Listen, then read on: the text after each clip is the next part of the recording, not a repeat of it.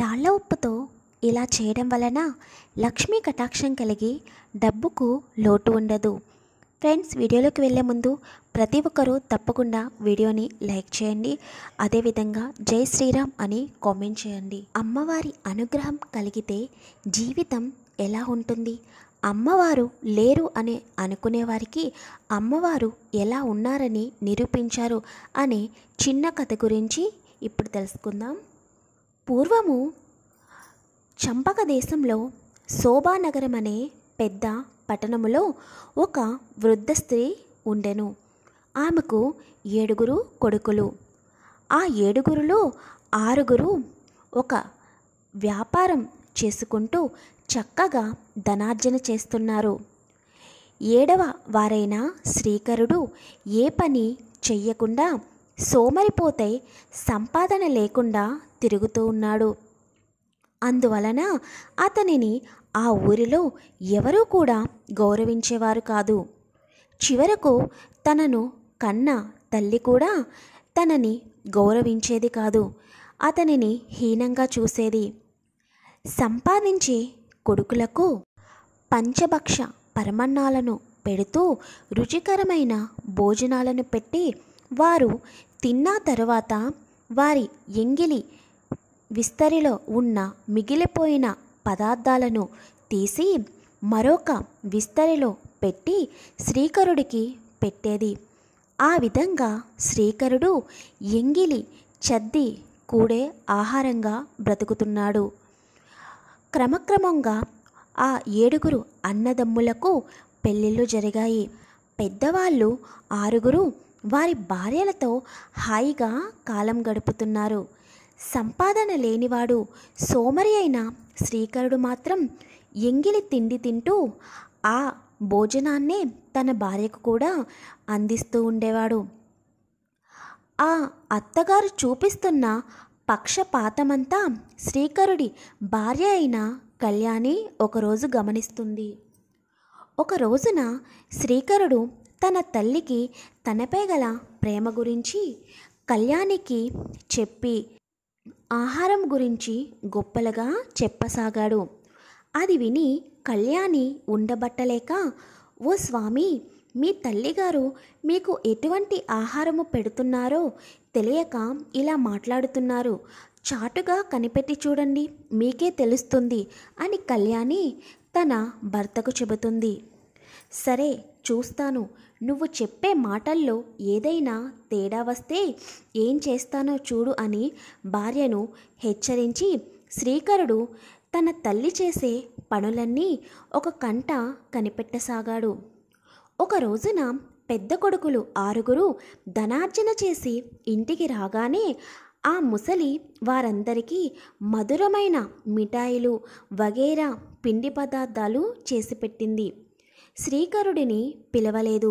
శ్రీకరుడు చాటుగా అంతా కనిపెడుతున్నాడు. పెద్ద కొడుకులు కోడళ్ళు మొత్తం 12 మంది భోజనాలు చేసి వెళ్ళాక వాళ్ళు తమ విస్తరిలో తిని పారేసిన పదార్థాలను ఏరి వేరే విస్తరిలో పెట్టింది. తరువాత ఏమీ తెలియని దానిలాగా శ్రీకరుడిని మరియు అతని భార్య అయిన కళ్యాణి దగ్గరికి వెళ్ళి, నాయనా, నీ అన్నయ్యలు వదినలు భోజనం చేశారు. ఇక నువ్వు మీ ఆవిడ మాత్రమే మిగిలి ఉన్నారు. వచ్చి భోజనం తినండి అంటూ పిలిచింది. శ్రీకరుడు విస్తరి దగ్గరకు వెళ్ళి అందులోని పదార్థాలు అన్నీ తన అన్నలు వదినలు తిని వదిలివేసిన అని ఎంగిలి వస్తువులే అని గుర్తిస్తాడు. అందుకు అతను ఎంతో బాధపడతాడు. తనకు తన భార్యకు ఆ పూట ఆకలిగా లేదని చెప్పి అక్కడి నుండి వచ్చేస్తాడు. ఆ రాత్రి శ్రీకరుడు తన భార్య దగ్గర చాలా బాధపడతాడు. కళ్యాణి అతనిని ఓదారుస్తుంది. ఓ ప్రాణేశ్వర, ధనం మూలం ఇదం జగత్. డబ్బులు లేకపోతే అందరూ ఇలానే చూస్తారు. అన్నింటికీ మూలం ధనం. ఇదే మీరు సంపాదన పరులైతే మన పరిస్థితి మరోలా ఉండేది అని హితవు చెప్పింది. భార్య మాటలు శ్రీకరుడికి నచ్చాయి. తక్షణమే ధనార్జన నిమిత్తమై కృషి చేయాలనుకున్నాడు. మరునాడు ఉదయమే తల్లి దగ్గరకు వెళ్ళి, అమ్మా, డబ్బు సంపాదించడం కోసం పరాయి దేశానికి వెళ్ళాలని ఉంది అన్నాడు. చాలా మంచిది నాయనా, వెంటనే వెళ్ళిపో అంది. శ్రీకరుడు మరలా భార్య దగ్గరికి వచ్చాడు. అప్పుడు ఆమె పిడకలు చేయడానికి పెరట్లో పేడ నలుపుతుంది. నేను వచ్చేదాకా నువ్వు ఇక్కడే జాగ్రత్తగా కాలం గడుపుకో అని చెప్పి తన చేతినున్న ఉంగరము ఆమె చేతికి ఇచ్చి, నా గుర్తుగా ఇది నీ దగ్గర ఉంచు అని చెప్పి, మరి నీ గుర్తుగా ఏమైనా ఇస్తావా అని అడుగుతాడు. అందుకు కళ్యాణి, ఓ ప్రాణేశ్వర, మీకు ఇవ్వడానికి నా దగ్గర ఏమీ లేదు. అయినా ప్రేమగా అడిగారు కనుక మీరు నేను చేసే పనిని కోపగించుకోకండి అంటూ పేడ కలుపుతూ ఉన్న తన చేతిని తన వస్త్రముపై గుర్తుగా వేసింది.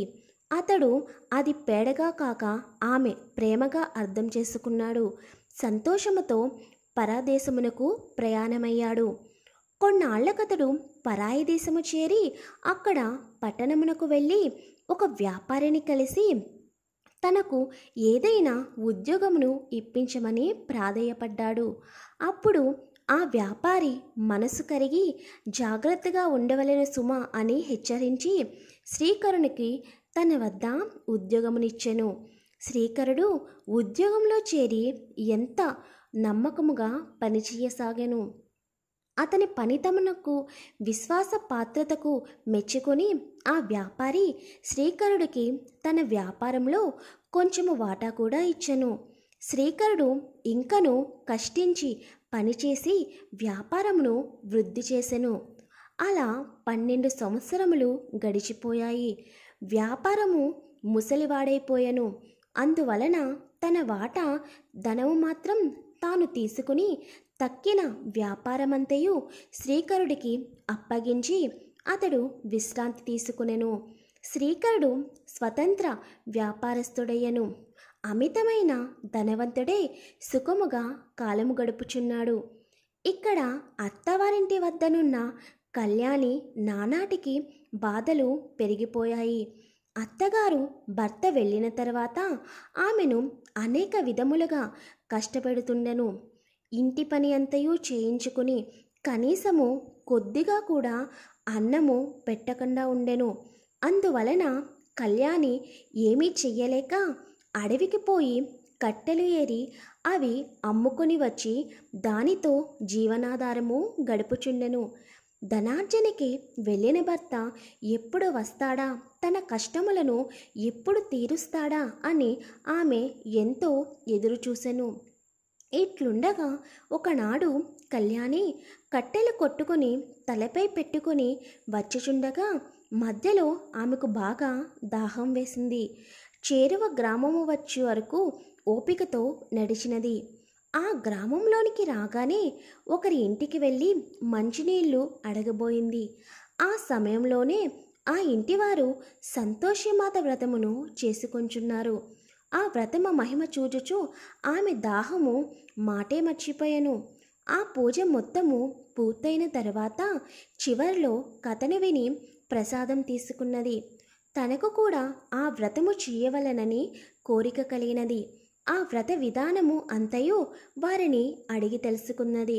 అందుకు ఆ ఇల్లాలు కళ్యాణిని చూసి, ఓ సౌభాగ్యవతి, ఇది సంతోషిమాత వ్రతము. దీనిని ప్రతి శుక్రవారం నాడును శ్రద్ధాభక్తులతో చెయ్యవలెను. అలా 40 శుక్రవారములు వ్రతము చేసి 41 శుక్రవారం నాడు ఉద్యాపనము చేసుకున్నట్లయితే ఆ అమ్మవారి అనుగ్రహము వలన కోరిన కోరికలన్నీ తీరి నిత్య సంతోషముగా జీవించగలుగుతారు.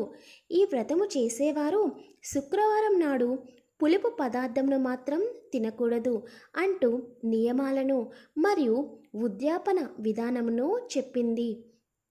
కళ్యాణి ఆ విషయములన్నింటినీ పూర్తిగా అర్థము చేసుకొని మనసులోనే అమ్మవారికి నమస్కరించి కట్టెలు అమ్ముకోవడానికి బయలుదేరినది. మార్గ మధ్యలో ఒక భాగ్యవంతురాలైన స్త్రీ పిలిచి ఆ కట్టెల మోపును కొనుక్కుని ఆమెకు కొంత ధనము అందించింది. అది చూసిన కళ్యాణి ఎంతో సంతోషంతో అదే రోజు సంతోషీమాత పూజ జరుపుకొనుటకు నిశ్చయించుకుని ఆ ధనముతో అమ్మవారికి కావలసిన పూజా ద్రవ్యములను కొని ఇంటికి బయలుదేరినది. మార్గ మధ్యలో ఆమెకు ఒక దేవాలయము కనిపించినది. అక్కడ ఉన్నవారిని ఆ దేవాలయము ఏ దైవానిది అని అడగగా అక్కడి వారు అది సంతోషీమాత దేవాలయము అని బదులిచ్చిరి. వెంటనే కళ్యాణి అమితమైన సంతోషముతో ఆ గుడిలోనికి వెళ్ళి అమ్మవారిని దర్శనము చేసుకుని అనేక విధములుగా అమ్మవారిని ప్రార్థించి తాను తెచ్చిన పదార్థాలన్నీ అమ్మవారికి నివేదన గావించి ప్రసాదము తీసుకుని ఇంటికి వెళ్ళినది. అది మొదలు ఆమె ఎంతో నియమముగా ప్రతి శుక్రవారం నాడు సంతోషిమాతను పూజించుచు వ్రత నియమములను తూచా తప్పకుండా పాటిస్తూ కాలం గడపసాగింది. ఇలా కొన్ని నెలలు గడిచిన తరువాత ఒక శుక్రవారం రాత్రి సంతోషిమాత కళ్యాణికి కలలో కనిపించి, అమ్మాయి, ఇదిగో నీ భర్త చిరునామా అంటూ ఒక చీటీని వదిలి వెళ్ళింది. కళ్యాణికి మెలకువ వచ్చి చూడగా కలలో అమ్మవారు ఇచ్చిన చిరునామా కాగితము తన పక్కలో పడి ఉన్నది. ఆ అమ్మవారి దయకు మహాత్యమునకు ఎంతగానో సంతోషించి ఆ చిరునామాలో ఉన్న విధముగానే తన భర్తకు చిరునామా వ్రాసింది కళ్యాణి. అట్లు కళ్యాణి ఉత్తరము వ్రాసిన అనతి కాలములోనే శ్రీకరుడి వద్ద నుండి ఆమెకు కొంచెము ధనము ఉత్తరము వచ్చినది. భర్త నుండి ఉత్తరము వచ్చుట వెంటనే తన కష్టములు తీరినవని కళ్యాణి ఎంతగానో ఆనందించినది. ఇది ఇలా ఉండగా తన కోడలకు కళ్యాణికి ఎక్కడి నుంచో డబ్బులు మరియు ఉత్తరములు వచ్చుచున్న సంగతి అత్తగారు పసిగట్టి ఆ విషయమును తన పెద్ద కోడళ్లతో కూడబలుకుని అవి ఎక్కడి నుంచి వచ్చుచున్నవో ఆరా తీయమని పిల్లలను పంపినారు. పిల్లలు కళ్యాణి వద్దకు వెళ్ళి, పిన్ని, నీకు ఉత్తరాలు మరియు డబ్బులు ఎక్కడి నుంచి వస్తున్నాయి అని అడగగా కళ్యాణి మీ పినతండ్రి గారి నుండి వస్తున్నాయి అని నిజం చెప్పింది. అమాయకులైన పిల్లలు తమ తల్లుల వద్దకు వెళ్ళి కళ్యాణి చెప్పిన సంగతి చెప్పారు. పిల్ల అల్లరి ఆనందం చూశాక తమకు కూడా బిడ్డలుంటే బాగుండును అనుకుంది. ఒకనాడు గుడికి వెళ్ళి అమ్మవారి దర్శనము చేసుకుని, నన్ను కటిక దరిద్రము నుండి తప్పించావు, నీ దయవల్ల సుఖముగానే ఉన్నాను. కానీ స్త్రీకి మాతృత్వమే కదా ప్రధానమైనది. కానీ నాకు పిల్లలు లేరు. కావున తల్లి, నన్ను నా భర్తను చెంతకు చేర్చు, మా కాపురం నిలబెట్టు, నాకు కడుపు పండేలా చెయ్యి తల్లి అని మరీ మరీ ప్రార్థించింది.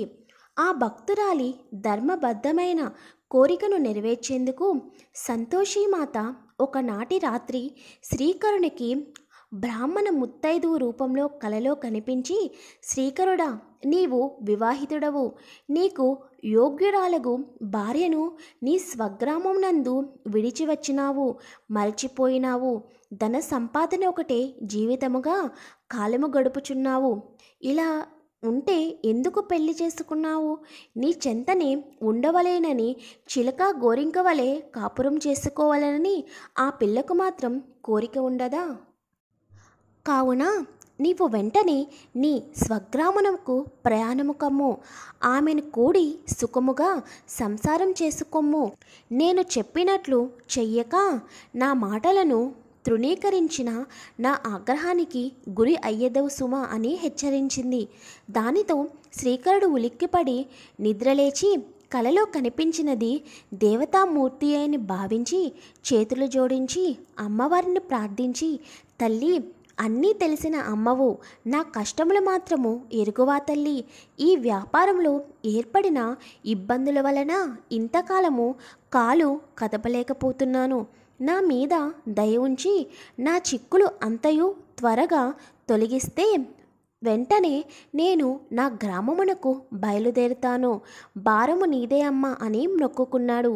అతని మొరవిన్న ఆ తల్లి అతనిని కరుణించి ఆమె అనుగ్రహము వలన వ్యాపారంలో ఏర్పడిన ఇబ్బందులన్నీ ఇట్లే తొలగిపోయాయి.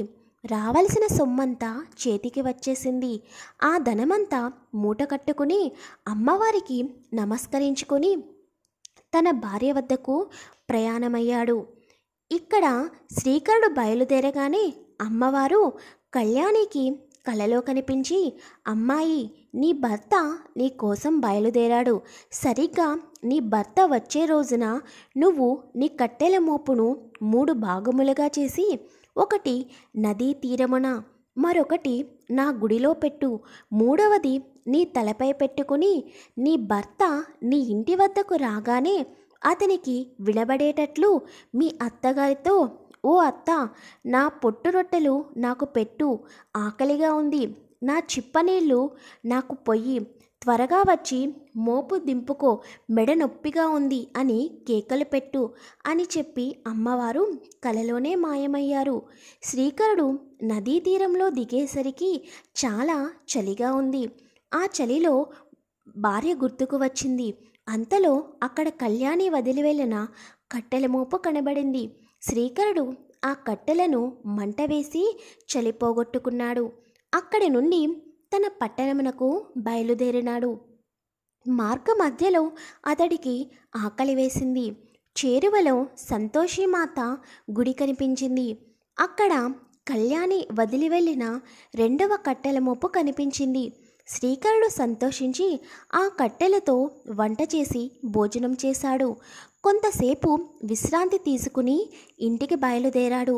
శ్రీకరుడు గుమ్మము వద్దకు వచ్చేసరికి కళ్యాణి కట్టెల మోపుతో వచ్చి అమ్మవారు చెప్పినట్లుగానే కేకలు పెట్టింది.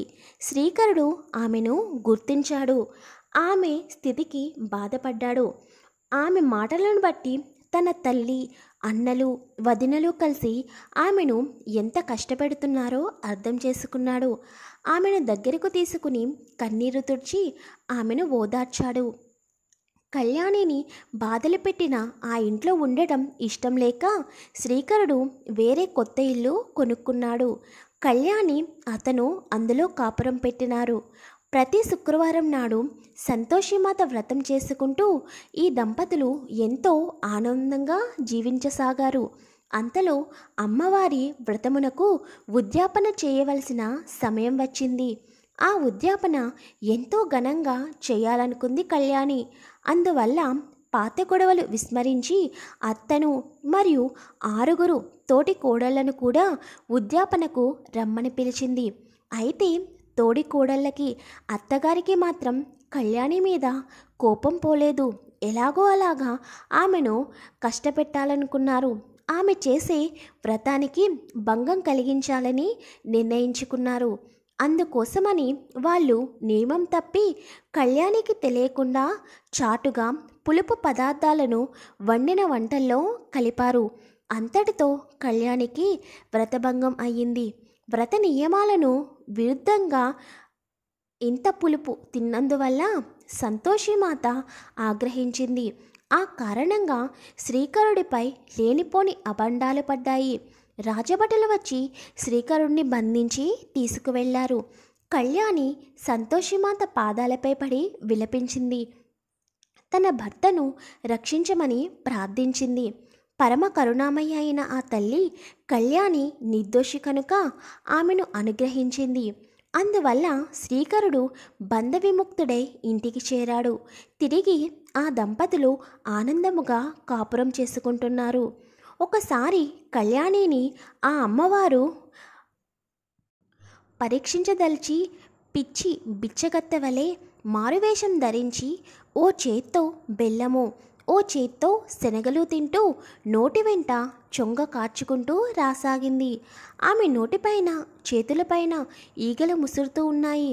వికృత రూపంలో ఆమె కళ్యాణి ఉన్న వీధికి వచ్చింది.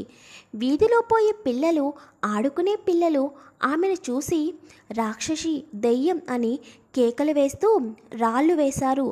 పిల్లలు ఆమె మీద కువిసిన రాళ్ళన్నీ వెళ్ళి కళ్యాణి వాళ్ళ బావలకు, తోడి కోడళ్లకు తగలసాగాయి.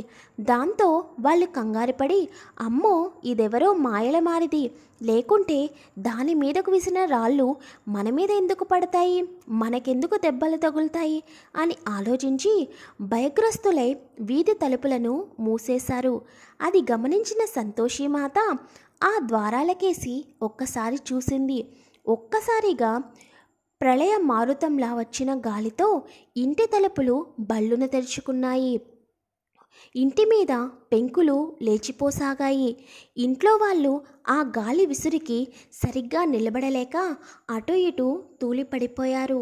ఈ దృశ్యం అటు చూసిన కళ్యాణి వెంటనే అక్కడ బిచ్చగత్తె రూపంలో ఉన్న ఆవిడను పరీక్షగా చూసింది. ఆమె సంతోషి మాతియే అని అనిపించింది. వెంటనే కళ్యాణి ఆమె కాళ్ళపై పడి, జగన్మాత, నువ్వు నా ఆరాధ్య దైవమైన సంతోషిమాతవే, అమాయకులైన నా బంధువులను రక్షించు, నా పరువును కాపాడు తల్లి అంటూ సవినయముగా ప్రార్థించింది. అమ్మవారు శాంతించి చిరునవ్వుతో అదృశ్యం అయ్యెను. ఇంత జరిగినా కూడా కళ్యాణి తోడికోడళ్లకు అమ్మవారి మీద నమ్మకం కలగలేదు. ఎలాగో అలాగా శ్రీకరుడిని కళ్యాణిని సర్వనాశనము చేయాలనే ఆలోచన మానుకోలేకపోయారు. చివరకు ఓ రోజున పాలల్లో విషము కలిపి కళ్యాణికి ఇచ్చారు. అమాయకురాలైన కళ్యాణి తోడికోడలు ఇచ్చిన పాలను త్రాగుదామనుకుంది. అంతలో అమ్మవారి దయవలన శ్రీకరుడు కళ్యాణిని పిలిచాడు. అందువల్ల ఆమె పాలపాత్రను అక్కడే ఉంచి భర్త దగ్గరకు వెళ్ళింది. అదే సమయంలో అటుగా వచ్చిన శ్రీకరుడు అన్న కొడుకు ఆకలిగా ఉందని అక్కడున్న పాలని గబగబా తాగేశాడు. త్రాగిన వెంటనే ఆ పిల్లవాడు గావు కేకలు పెడుతూ వెంటనే నేలపై పడి చనిపోయాడు. కుర్రవాడి ఆర్తనాదాలు విని అతని తల్లి అక్కడికి వచ్చింది. కళ్యాణియే పాలల్లో విషము కలిపి తన కొడుకుకిచ్చి చంపేసింది అంటూ ఊరువాడ వినబడేలా అరుస్తూ కొడుకు శవం మీద పడి ఏడవసాగింది. అది విన్న ప్రజలందరూ కళ్యాణి శ్రీకరుణ్ణి నానా మాటలు అనసాగారు. అనుకోకుండా మీద పడిన ఈ హత్యా నేరానికి అపనిందకి ఆ దంపతులు ఎంతగానో పరితపించారు. అయినా సరే అన్నింటికీ ఆ తల్లే ఉంది అన్న ధైర్యంతో మనసారా ఆ తల్లిని స్మరించసాగారు. భక్తులను రక్షించడంలో అమ్మవారిని మించినవారు లేరు కదా. తన భక్తులు కంటదడి పెడితే ఆ తల్లి భరించలేదు. అమ్మవారు వెంటనే విషపాలను తాగిన పిల్లవాడిని బ్రతికించింది. ఆ కుర్రవాడు నిద్ర లేచినట్లుగా లేచి కూర్చున్నాడు. అందరూ కలిసి కళ్యాణిని శ్రీకరుణ్ణి తిడుతున్నది విన్న ఆ పిల్లవాడు, అమ్మా, పిన్ని బాబాయిని తిట్టకండి, ఆకలిగా ఉంది, ఆ పాలను నేనే స్వయంగా త్రాగాను, అంతేగాని పిన్ని నాకు ఇవ్వలేదు అని చెప్పాడు.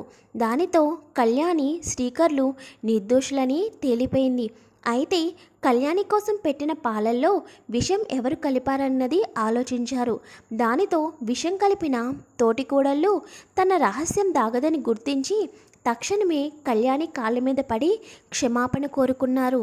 అప్పుడు కళ్యాణి తనకు తోడికోడలను క్షమించింది. నేను క్షమించినంత మాత్రం చేత ఏం లాభం, అంతా అమ్మవారి చలవే, వెళ్ళి ఆ సంతోషిమాతను క్షమాపణ వేడుకోండి అని చెప్పింది. అందరూ కలిసి ఆ తల్లిని ప్రార్థించారు. ఆనాటి నుండి అందరూ కలిసిమెలిసి ఉంటూ వచ్చారు. ఒక శుక్రవారం నాడు 7 కోడళ్ళు కలిసి సంతోషంతో సంతోషిమాత వ్రతం చేసుకున్నారు. ఆ అమ్మవారి అనుగ్రహం వలన కళ్యాణి గర్భవతి అయింది. చక్కటి ముహూర్తంలో కుమారుడిని కన్నది. అమ్మవారి వరప్రసాదంగా ఆ బిడ్డని పెంచుకుంటూ సంతోషిమాత పూజలు మానకుండా చేస్తూ శ్రీకరుడు కళ్యాణి దంపతులు కలకాలం సుఖ సంతోషాలతో తులతూగారు. ఈ కథ విన్నవారికి, చదివిన వారికి కూడా ఆ సంతోషిమాత అనుగ్రహం వల్ల సర్వ సౌఖ్యాలు కలుగుతాయి అనడంలో సందేహం లేదు. కనుక అమ్మవారిని భక్తి శ్రద్ధలతో పూజిస్తే అమ్మవారి యొక్క అనుగ్రహం ప్రతి ఒక్కరిపై ఉంటుంది. అయితే రాళ్ళు ఉప్పుతో ఏ పరిహారం చేస్తే లక్ష్మీ అమ్మవారి యొక్క అనుగ్రహం కలిగి డబ్బుకు లోటు ఉండదో ఇప్పుడు తెలుసుకుందాం.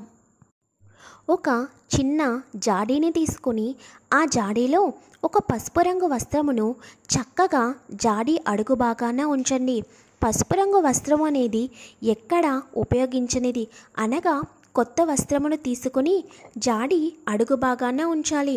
ఒకవేళ మీకు పసుపు రంగు వస్త్రము లేకపోతే ఒక తెలుపు రంగు వస్త్రమును తీసుకొని దానిని పసుపు కలిపిన నీటిలో బాగా తడిపి ఆరబెట్టిన తర్వాత అది పసుపు రంగులోకి వస్తుంది. ఇప్పుడు ఆ వస్త్రమును జాడి అడుగు భాగాన ఉంచండి. తర్వాత 9 వక్కలను తీసుకుని జాడి అడుగు భాగంలో వేసిన పసుపు వస్త్రంపై ఉంచాలి. అమ్మవారికి నవసంఖ్య అంటే చాలా ఇష్టము. మణిద్వీప వర్ణన అని చాలామందికి తెలిసే ఉంటుంది. అమ్మవారికి నవసంఖ్య ఇష్టం కనుక మణిద్వీప వర్ణనను 9 దోహాలతో వ్రాయడం జరిగింది. ఈ మణిద్వీప వర్ణనను శుక్రవారం నాడు పూజ చేసిన తర్వాత 9 సార్లు పారాయణం చేయడం వలన ధన కనక వస్తు వాహనాది సంపదలు కలిగి భక్తి జ్ఞాన వైరాగ్య సిద్ధులతో ఆయురారోగ్య ఐశ్వర్యాలతో తులతూగి చివరకు మణిద్వీపం చేరుకుంటారని శాస్త్రం చెబుతున్నది. అటువంటి నవసంఖ్య కలిగిన 9 వక్కలను తీసుకోవాలి. ఈ 9 వక్కలపైన ఒక పసుపు కొమ్మును ఉంచాలి. మూడవ వస్తువు, అతి ముఖ్యమైన వస్తువు, వెండి లేదా బంగారపు వస్తువు. ఇక్కడ వెండి మరియు బంగారపు వస్తువు అంటే చిన్న సైజు అనగా ముక్కు పుడక సైజు ఉన్న బంగారం వేసినా సరిపోతుంది. లేకపోతే ప్రతి వారి ఇంట్లో చిన్న లక్ష్మీదేవి రూపైనా ఉంటుంది. బంగారం లేని వారు చిన్న వెండి నాణాన్ని అయినా జాడీలో ఉంచవచ్చు. చిన్న బంగారు నాణాన్ని, బంగారం లేని వారు వెండి నాణాన్ని అయినా జాడీలో తప్పకుండా వేసుకోవాలి. పసుపు కొమ్మును జాడీలో వేసే ముందు మీరు పూజ చేసే రోజున ఆ పసుపు కొమ్మును పూజలో ఉంచి తర్వాత జాడీలో పెట్టండి. బంగారం లేదా వెండి అంటే లక్ష్మీదేవికి చాలా ఇష్టము కనుక లక్ష్మీదేవి కటాక్షం కలగాలంటే తప్పకుండా బంగారం లేదా వెండి వస్తువును జాడీలో ఉంచాలి. ఇప్పుడు మనకు జాడీలో మొత్తం 3 వస్తువులను వేయడం జరిగింది. పసుపు రంగు వస్త్రంలో 9 వక్కలు, ఒక పసుపు కొమ్ము మరియు వెండి లేదా బంగారు నాణెము. ఈ వస్తువులన్నీ వేసిన తర్వాత జాడీ నిండుగా ఉప్పును వేయండి. ఈ ఉప్పును మీరు ప్రతిరోజు చేసే వంటకాలలో ఉపయోగించండి. ఇలా మీరు ఈ పరిహారాన్ని పాటించడం వలన మీకు లక్ష్మీ కటాక్షం సిద్ధిస్తుంది. ఈ పరిహారాన్ని చేసిన 21 రోజులలోనే మీ ఇంట్లో ఆర్థిక పరిస్థితి అనేది మెరుగుపడుతుంది. ఎటువంటి ఉద్యోగం చేసినా, వ్యాపారం చేసినా దాని నుండి వచ్చే జీతం అనేది ఇంట్లో సరిపోక ఖర్చులు పెరిగిపోవడంతో చాలామంది సతమతమవుతూ ఉంటున్నారు. అటువంటి వారు ప్రతి ఒక్కరూ తప్పకుండా ఈ పరిహారాన్ని ఒకసారి చేసి చూడండి. జాడీలో ఉప్పు ఎప్పుడూ కూడా ఖాళీ అవ్వకుండా చూసుకోవాలి. ఉప్పు అయిపోతుండగానే మళ్ళీ ఉప్పును తీసుకొని జాడీలో నింపేయండి. శుక్రవారం రోజున ఉప్పును ఇంటికి తీసుకురావడం వలన లక్ష్మీదేవి ఇంటిలో అడుగుపెడుతుందని పెద్దలు చెబుతున్నారు. అయితే ఈ పరిహారాన్ని గురువారం మరియు శుక్రవారం రోజున చేయాలి. ఈ పరిహారం చేసిన 21 రోజులలో మీకు మంచి మార్పు అనేది కనబడుతుంది. ప్లీజ్ వీడియోని లైక్ చేసి షేర్ చేయండి. ఛానల్ని సబ్స్క్రైబ్ చేసుకోండి.